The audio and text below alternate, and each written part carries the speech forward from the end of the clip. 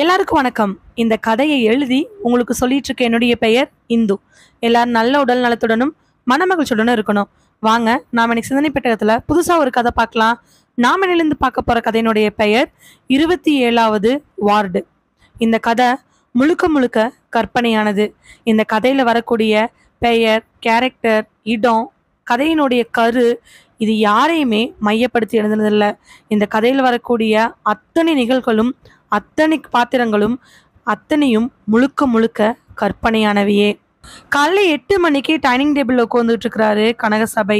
கனகசபைக்கு முன்னாடி தட்டை வச்சுட்டு பக்கத்துல ஒரு காப்பியை வச்சு 2 இட்லி வச்சு சட்னி சாம்பார்லாம் ஊத்திட்டு இருக்கிறாங்க கனகசபையோட அம்மா. கண்ணு சாப்பிடுப்பா. அம்மா ரொம்ப வருத்தமா சொல்லவே கண்ணெல்லாம் கலங்கி ஏற்கனவே ரொம்ப மனமுடிஞ்சு கிடக்கக்கூடிய கனகசபை அம்மாவை பார்த்து, எப்படிம்மா சாப்பிட்றது, மனசு வரமாட்டேங்குது.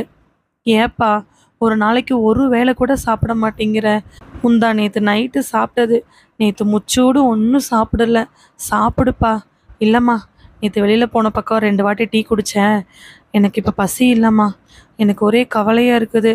கவலை தான் கண்ணு, எனக்குந்தான் கவலை, அதுக்காக என்ன பண்ண முடியும்? கண்ணை தொடச்சிக்கிட்டு, அம்மா புள்ள என்ன பண்ணுறா, ஸ்கூலுக்கு கிளம்பிட்டாளா? இல்லைப்பா, போக மாட்டேன்னு வீட்டுக்குள்ளே உட்காந்துருக்கிறா. பையன் அவன் நேரமாகவே ஃப்ரெண்ட்ஸோட பைக் எடுத்துட்டு கிளம்பிட்டான். நானும் கிளம்புறேம்மா, நானும் போய் பார்க்குறேன். கண்ணு ஒரு வாயாவது. இல்லைம்மா வேண்டாம். சரி கடைசிக்கு இந்த காப்பியாவது குடிச்சிட்டு போ கண்ணு. அம்மா ரொம்பவே கம்பல் பண்ண அந்த காப்பி எடுத்து மெல்ல குடிக்க ஆரம்பிக்கிறாரு. அவருடைய நினைப்பு எல்லாமே வளர்மதி மேலேயே இருக்குது. 1/2 டம்ளர் காப்பி குடிச்சு முடிச்ச உடனே அவருக்கு ஒரு ஃபோன் வர அதை எடுத்து பார்க்குறாரு. அதில் கான்ஸ்டபிள் சுந்தரம்னு வருது. காப்பி டம்ளரை வேகமாக டைனிங் டேபிளில் வச்சுட்டு ஃபோனை டக்குன்னு அட்டன் பண்ணி, ஐயா சொல்லுங்க ஐயா. ஐயா கேட்குதுங்களா? கேட்குதுங்க கனகசபை. வீட்டில் தான் இருக்கீங்க? ஆமாங்க ஐயா. ஃப்ரீயா? ஐயா ஃப்ரீ தாங்க ஐயா. வளர்மதியை பற்றி ஏதாவது விஷயம்? அது சம்மந்தமாக தாங்க கனகசபை உங்களை கூப்பிட்ருக்குறோம். நொச்சிக்காடு தெரியுங்களா? நொச்சிக்காடு உங்கள் ஊர்லேருந்து ஒரு 45-46 கிலோமீட்டர் தள்ளி இருக்கு நொச்சிக்காடு. தெக்க நொச்சிக்காடு ஐயா, கேள்விப்பட்ட மாதிரி இருக்குதாண்ணா. சரியா? சரி, உங்களுக்கு நான் உங்கள் வாட்ஸ்அப் நம்பருக்கு லொக்கேஷன் அனுப்பி வைக்கிறேன். கொஞ்சம் நொச்சிக்காடு வரைக்கும் வந்துட்டு போக முடியுமா? வரங்க ஐயா, ஆனால் விஷயம். வாங்க கனகசபை, நேரில் பேசிக்கலாம் சொல்லிட்டு கான்ஸ்டபிள் வச்ச உடனே கனகசபைக்கு நெஞ்செல்லாம் படபடக்க ஆரம்பிச்சிருது. ஃபோனை வச்சுட்டு அம்மாவை கலங்கின இதயத்தோட கைகாலெலாம் நடுங்க. மா இங்கிருந்து நொச்சிக்காடு எவ்வளோ கிலோமீட்டருமா இருக்கும்?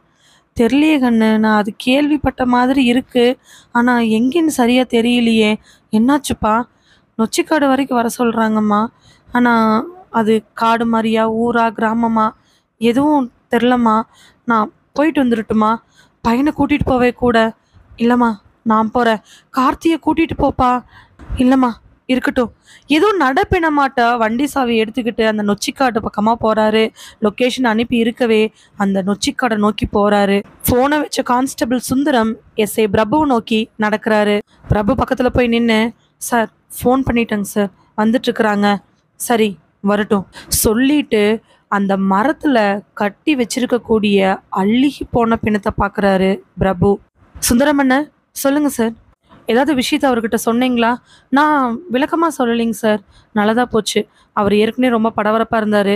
நீங்கள் இதை சொன்னீங்கன்னா இன்னும் பயந்து போயிடுவார். அவங்க பையனுக்கு ஃபோன் பண்ணி சொன்னீங்களா? நான் சொல்லலைங்களே. அவங்க பையனுக்கு எதுக்கு இன்ஃபார்ம் பண்ணிடுங்க. ஏன்னா ஆல்ரெடி ஏதோ ஒரு விஷயத்துக்கு அப்பாவுக்கு மட்டும் ஏன் இன்ஃபார்ம் பண்ணீங்கன்னு சொல்லி கேட்டார் இல்லையா? அவருடைய பையன் நேமு கார்த்தி தானே? ஆமாம், அவருக்கு இன்ஃபார்ம் பண்ணிடுங்க. சரிங்க சார் பண்ணிடுறேன். சொல்லிட்டு இருக்கும் பொழுதே ஒரு குச்சியில் ஒரு அழுகி போன பிணம், அதை கழுத்து பகுதி, இடுப்பு பகுதி, கால் பகுதி, அதே மாதிரி காலுக்கும் இடுப்புக்கும் நடுவுலன்னு சொல்லிட்டு 4 பக்கங்களில் கட்டி வச்சிருக்கிறாங்க. அதில் என்னமோ மிச்சம் இருக்கிறது எலும்புக்கூடு மட்டும்தான். அதுவும் எப்போ தான் ஒடிஞ்சு உழுவுங்கிற நிலைமையில் இருக்குது. ஒரு பிணம் 1 வாரமாக அழுகி உருகி கடந்தா எப்படி இருக்குமோ அப்படி இருக்கு. தலைமுடியெல்லாம் அந்த உருகி போன மண்டையோட்டோட இருக்கு. கழுத்தில் போட்டிருக்கக்கூடிய செயின் கூட உடம்போட உடம்பா அந்த எலும்போட அந்த ஒழுகி போன உடம்போட ஒட்டிகிட்டு இருக்குது. நாத்தம் அப்படி அடைக்குது. மேலையெல்லாம் காக்கா கழுகுன்னு பறக்க அங்கே சுற்றி அப்படி இப்படின்னு கொஞ்சமான மக்கள் தான். ஏன்னா அது அப்படி ஒன்றும் ஆட்கள் நடமாட்டம் அதிகமாக இருக்கக்கூடிய இடம் இல்லை. ஒரு பழைய வேன் ஒன்று ஓரமாக நிற்க, அந்த வேனில் கிட்டத்தட்ட ஒரு 3 பொம்பளைங்க 4-5 ஆம்பளைங்க சின்ன பசங்கன்னு சொல்லிட்டு நின்றுட்டு இருக்கிறாங்க. அவங்க தான் முதல்ல இந்த பிணத்தை பார்த்தது. ஏற்கனவே இன்ஸ்பெக்டர் கேட்ட கேள்விகளுக்கெல்லாம் பதில் சொல்லிட்டு ஒரு 10 நிமிஷம் வெயிட் பண்ணுங்கன்னு சொல்லவே அவங்க நின்றுட்டு இருக்கிறாங்க. ஆல்ரெடி ஜிஹெச்லேருந்து ஆம்புலன்ஸ்லாம் வர சொல்லி ஃபாரன்சிக் வந்து செக் பண்ணிட்டு இருக்கிறாங்க. சுற்றி இருக்கக்கூடிய எல்லா இடங்கள்லையுமே ஏதாவது கிடைக்குதான்னு பார்க்குறாங்க. இது நாள் வரைக்கும் எத்தனையோ பிணங்களை பார்த்துருப்பாங்க, இப்படி ஒரு பிணத்தை பார்த்ததில்லைன்னு ஒரு 10 வாட்டிக்கு மேலே சப் இன்ஸ்பெக்டர் பிரபு கிட்ட ஃபாரன்சிக் ஆஃபீஸர் முரளி சொல்லியிருப்பாரு. அப்படி இப்படின்னு கிட்டத்தட்ட 1.25 மணி நேரத்துக்கு மேலே ஆயிடுச்சு. அதுக்கப்புறமா முரளி பிரபு கிட்ட வந்து, பிரபு சார் சொல்லுங்க முரளி, இன்ஸ்பெக்டர் இல்லை வந்துட்டுருக்கிறாரு, எஸ்பி பார்க்க போனார், இப்போ தான் ஆன் தி வேல் இருக்கிறாரு, என்ன ஏதாவது தெரிஞ்சிச்சா? உடம்பு எக்கச்சக்கமாக அழுகி கிடக்குது, கண்டிப்பாக இந்த பிணத்தை அடித்து கொண்டிருக்கணும், அடித்து கொண்டாந்து முக்கால்வாசி உசுரோட இந்த மரத்தில் கட்டி வச்சுருந்துருக்கணும். கிட்டத்தட்ட ஒரு 5 நாள் 6 நாளுக்கு பக்கமாக ஒரு நாதி கூட இல்லாமல் உடம்பு இருந்திருக்குது. ஆனால் ஒரு பிணம் இருந்து கூட காக்காவோ இல்லை கழுகோ எதுவோ வந்து கொத்திட்டு போகல. மண்டையோடு செம டேமேஜு, கை கால் எல்லாம் அங்கங்கே ஃப்ராக்சர் இருக்குது. சுற்றி இருக்கக்கூடிய இடத்துல சில சாம்பிள்ஸ் எடுத்துருக்குறோம். சாம்பிள்ஸை லேபில் கொண்டு போய் தான் போடணும்.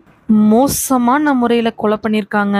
பின்னாடி என்ன இருக்குன்னு தெரில, ஆனால் பிணம் ரொம்ப டேமேஜில் இருக்குது. இதை நீங்கள் எப்படி ஜிஹெச்க்கு எடுத்துகிட்டு போவீங்கன்னு சுத்தமாக தெரியல. தூக்கிட்டு போக முடியாது, அள்ளிட்டு தான் போக முடியும். பெருமூச்சு விட்ட பிரபு, ஆமாம் முரளி நீங்கள் சொல்கிறது சரிதான், டெட் பாடி ரொம்ப இதாக தான் இருக்குது. நானும் என் சர்வீஸில் எத்தனையோ கேசஸ் பார்த்துருக்கேன், ஆனால் இது கொஞ்சம் வித்தியாசமாக இருக்குல்ல. சாக்கடைக்குள்ளே அழுகி போன பிணத்தை கூட நாங்கள் எடுத்துருக்குறோம், ஆனால் முக்கால்வாசி உயிரோடு விட்டு வச்சு அதுக்கப்புறமா இறந்து போனது ஏதோ ரொம்ப ஆச்சரியமாக இருக்குது. ஆனால் முரளி எப்படி முக்கால்வாசி உசுரோடு கட்டி வச்சுருப்பாங்கன்னு நீங்கள் நினைக்கிறீங்க? என்னுடைய சந்தேகம், இனி போய் ஃபாரன்சிங்கில் பாடியிலிருந்து எடுக்கக்கூடிய ஒரு சில பொருட்களை விட்டு செக் பண்ணால் தான் தெரியும். பாடியுடைய டெம்பரேச்சரை வச்சு அது எத்தனை நாள் இறந்துச்சுன்னு சொல்லிடலாம். அண்டு இறந்ததுக்கப்புறம்தான் இந்த பாடி இங்கே தூக்கி கட்டினாங்களா அப்படிங்கிறதையும் சொல்லிடலாம். அது வச்சு பார்க்கும் பொழுது இறக்கறதுக்கு முன்னாடியே கட்டியிருக்கிறாங்க. ஏன்னா டெட் பாடி அசைஞ்சதுனால மரத்தில் ஒரு சில இடங்களில் அந்த கயிறோட ஸ்க்ராட்ச் இருக்குது. அதை வச்சு நான் சொல்கிறேன். எதுவாக இருந்தாலும் ரிப்போர்ட் ரெடி பண்ணிவிட்டு நான் உங்களுக்கு கால் பண்ணுறேன் சொல்லிவிட்டு முரளி அங்கேருந்து வேணுங்கிற சாம்பிள்லாம் எடுத்துக்கிட்டு போயிடுறாரு. ஜிஹெச்லேருந்து டெட் பாடி எடுக்க வந்தவங்க அங்கேருந்து ஒடியாடுறாங்க. சார் டெட் பாடியை எடுக்கலாம், எனக்கு தெரிஞ்சு இன்னொரு 5 மினிட்ஸில் இன்ஸ்பெக்டரே வந்துடுவார், அவர் வந்ததுக்கப்புறம் நம்ம ப்ரொசீட் பண்ணலாமா? சரிங்க சார் அப்படியே பண்ணலாம் சொல்லிட்டு ஜிஹெச்லேருந்து வந்த 2 ஸ்டாஃபு ஓரமாக போய் நின்றுக்க, கரெக்டாக எண்ணி 7 நிமிஷத்தில் ஜீப் ஒன்று அங்கே இருக்கக்கூடிய காட்டு பகுதிக்குள்ளே வருது. இன்ஸ்பெக்டர் வந்துட்டாருன்னு சொல்லிட்டு கேப்பெல்லாம் போட்டுட்டு ட்ரெஸ் எல்லாம் அட்ஜஸ்ட் பண்ணிட்டு எஸ்ஐ பிரபு ஜீப்புக்கு பக்கமாக போய் நிற்க, ஜீப் வந்து நின்ன உடனே முன்னாடி இருந்து இறங்குறாரு இன்ஸ்பெக்டர் கிரிச்சந்திரன். கிரிச்சந்திரன் பார்த்த உடனே ஒரு சல்யூட்டை போட்ட எஸ்ஐ நடந்த டீட்டெயில் எல்லாத்தையுமே சொல்ல ஆரம்பிக்கிறாரு. என்னாச்சு பிரபு? டெட் பாடி என்ன இப்படி மோசமாக கிடக்குது? நீங்கள் சொல்லும்போது கூட நான் இந்த அளவுக்கு எதிர்பார்க்கல. எவ்வளோ நாளாமா?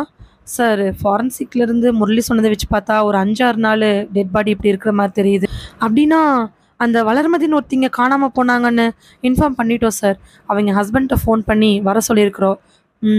யார் முதல்ல பார்த்தது?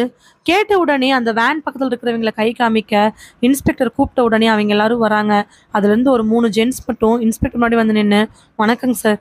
வணக்கங்க, நீங்கள் தான் முதல்ல பார்த்தீங்களா? சார் இங்கிருந்து ஒரு 25 கிலோமீட்டர் காட்டுக்குள்ளே போனோம்னா எங்கள் குலதெய்வம் கோயில் இருக்குது சார்.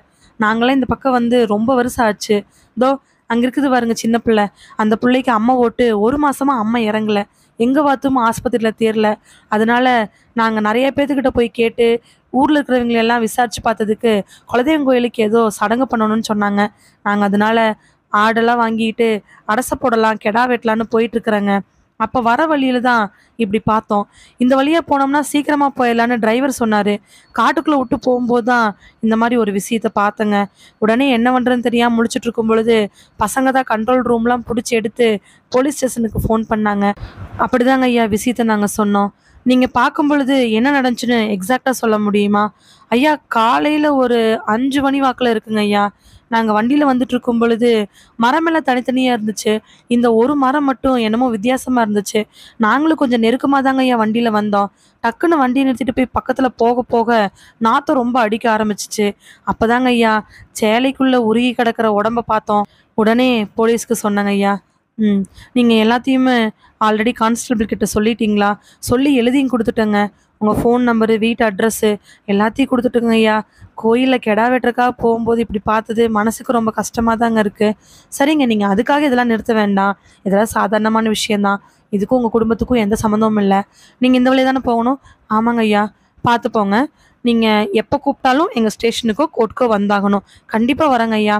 சொல்லிட்டு அதுக்கப்புறமா இன்ஸ்பெக்டர் நம்பர்லாம் குடுத்துட்டு, ஏதாவது டீட்டெயில் இருக்குமான்னு செக் பண்ணிட்டு, அந்த ஃபேமிலிய தாட்டி விட்டுர்றாங்க. இதெல்லாம் நடந்து முடிக்கிறக்கும் போதே, ஒரு ஓரத்துல வண்டி சத்தம் கேட்க, திரும்பி பார்க்கும் பொழுது, பைக்ல வந்து இறங்குறாரு கனகசபை. கனகசபை பார்த்தோனையுமே, அங்க இருக்கிற எல்லாருக்கும் பரபரப்பு கொஞ்சம் அதிகமே ஆயிடுச்சு. கான்ஸ்டபிள் சுந்தரம் எஸ்ஐ சைகை காமிக்க, தொப்பிய போட்டுக்கிட்டு வேகமா கனகசபை பக்கத்துல ஓடி போய் நிக்கிறாரு. கனகசபை பரபரப்பா பைக்க நிறுத்திக்கிட்டு இறங்கி நிக்க, ஐயா, இங்க எதுக்காக வர சொன்னீங்கன்னு எனக்கு தெரியலைங்க ஐயா. வளர் இருக்கிறாளாங்க ஐயா? வளரு எங்க போனான்னு கண்டுபிடிச்சிட்டீங்களா? வளர் எங்கேங்க ஐயா? கனகசபை, ஒண்ணுமில்ல. நான் கூப்பிட்ட விஷயத்த சொல்லிடுறேன். நீங்க பரபரப்பாக வேண்டாம். சொல்லுங்க ஐயா. உங்க மனைவி காணாம போய் 6 நாள் ஆச்சு. இப்போ இங்க ஒரு டெட் பாடி இருக்குது. ஐயா, அது வளரா இருக்காதுங்க ஐயா. வளர் எங்காவது இருப்பா. ஐயா, ஃபோன் பண்ணி பாருங்க ஐயா. அவ கண்டிப்பா எங்காவது இருப்பாங்க ஐயா. கனகசபை, இருக்கிற டெட் பாடி உங்க மனைவி தான் இருக்குமோன்னு சந்தேகப்பட்டு தான் உங்கள வர சொன்னோம். கண்டிப்பா உங்க மனைவி நாங்க சொல்லல. 2, 3 காரணங்கள் இருக்குது.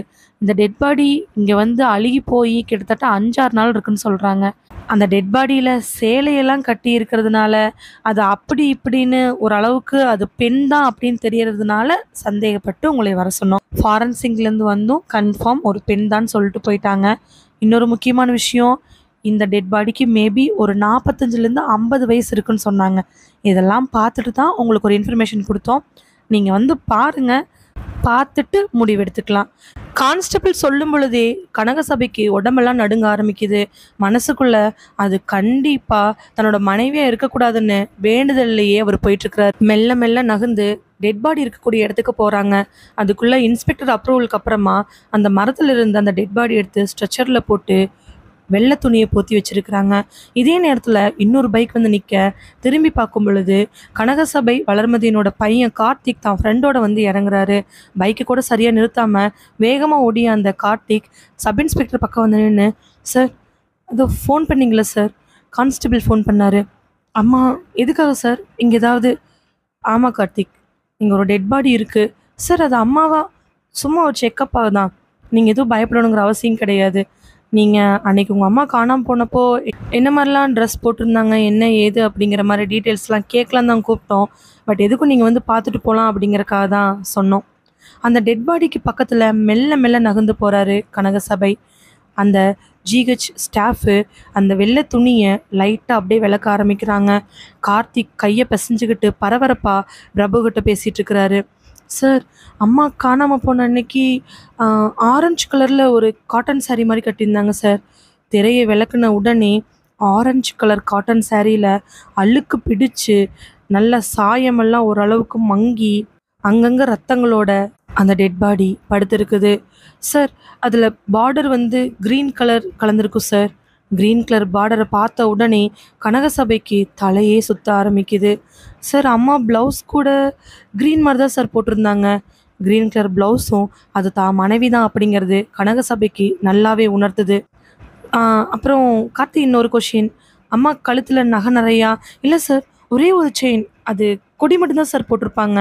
கழுத்தில் தான் கட்டின தாலி எலும்பு தசையோட ஒட்டிக்கிட்டு அழுகி உருகி கிடக்கக்கூடிய அந்த பிணத்தை பார்த்து அப்படி கான்ஸ்டபிள் சுந்தரம் மேலே சரிஞ்சு விழுகிறாரு கனகசபை. சார், இங்கே ஒரு நிமிஷம் வாங்க சார், கீழே விழுந்துட்டாரு சார். இந்த வார்த்தையை கேட்டுட்டு எஸ்ஐ இன்ஸ்பெக்டரை விட கார்த்தி ரொம்ப பரபரப்பாக போய் அப்பாவை பார்த்த அடுத்த நொடி அந்த டெட் பாடியை பார்க்க அவனால் அதை ஜீரணிக்கவே முடியல. அதே ஆரஞ்சு கலர் சேலை, க்ரீன் கலர் பார்டர், கழுத்தில் ஒரு செயினோட அதே மாதிரி அம்மா மாதிரியே கிடக்கக்கூடிய அந்த அழுகி உருகி உடம்போட உடம்பா பாதி எலும்போட தெரியக்கூடிய உருவத்தை பார்த்து நிலக்குழிஞ்சு போய் நிற்கிறான் கார்த்திக். யாருமே இப்படி ஒரு விஷயத்த பார்க்க முடியாது. அதனாலயே என்னமோ கனகசபைக்கு மயக்கமே வந்துடுச்சு. இது ஒருவேளை வளர்மதியோட டெட் பாடியாக தான் இருக்குமோ அப்படிங்கிற சந்தேகத்திலிருந்து இது வளர்மதி தான் அப்படிங்கிற மாதிரி கன்ஃபார்ம் பண்ண ஆரம்பிச்சிட்டாங்க எல்லாரும்.